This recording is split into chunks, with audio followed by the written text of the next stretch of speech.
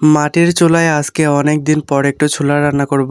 আর ছোলাটা কিন্তু অনেক স্পেশাল হতে চলেছে, রেসিপিটা সম্পূর্ণ দেখবা তাহলে বুঝতে পারবা। তো hello everyone, this is Mishan, welcome back to my new blog. কি অবস্থা সকলের, কেমন আছে সবাই? তো আজকে আমি আপনাদের সাথে শেয়ার করতেছি আমার হাতের খুবই স্পেশাল একটা ছোলা রান্না।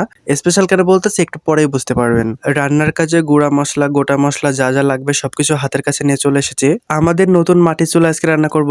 তো প্রথমে কড়াইতে দিয়ে দেবো হচ্ছে ছোলা ভেজানোগুলো, তারপরে দিয়ে দেবো হচ্ছে পেঁয়াজ, রসুন আর হচ্ছে কাঁচামরিচের কুচি, দিয়ে দেবো সয়াবিন তেল, এলাচ আর কাঠ, ধনিয়া গুঁড়া, হলুদের গুঁড়া, গোটা জিরেও দিয়ে দিলাম, দিয়ে দেবো 1 টেবিল চামচ পরিমাণে লাল মরিচের গুঁড়া, স্বাদ মতো লবণ, আর একটা আলু কুচি কুচি করে কেটে দিয়েছি। মশলাপাতি থেকে শুরু করে যা যা দেওয়ার দরকার সবকিছু একবারে দিয়ে আমরা চুলোর উপরে বসায় দিয়েছি।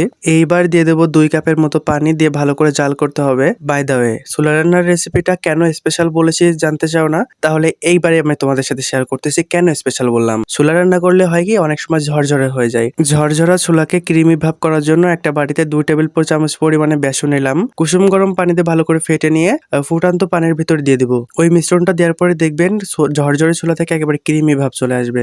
বিশ্বাস না হলে নিজের চোখে দেখে নাও কতটা ক্রিমি হয়েছে, তাই না? তো গাইস, আমাদের ভিডিওটা তোমাদের কাছে কেমন লাগলো, বিশেষ করে রেসিপির ভিডিওটা, অবশ্যই কমেন্ট সেকশনে জানাতে পারো আর একদিন ট্রাই করো।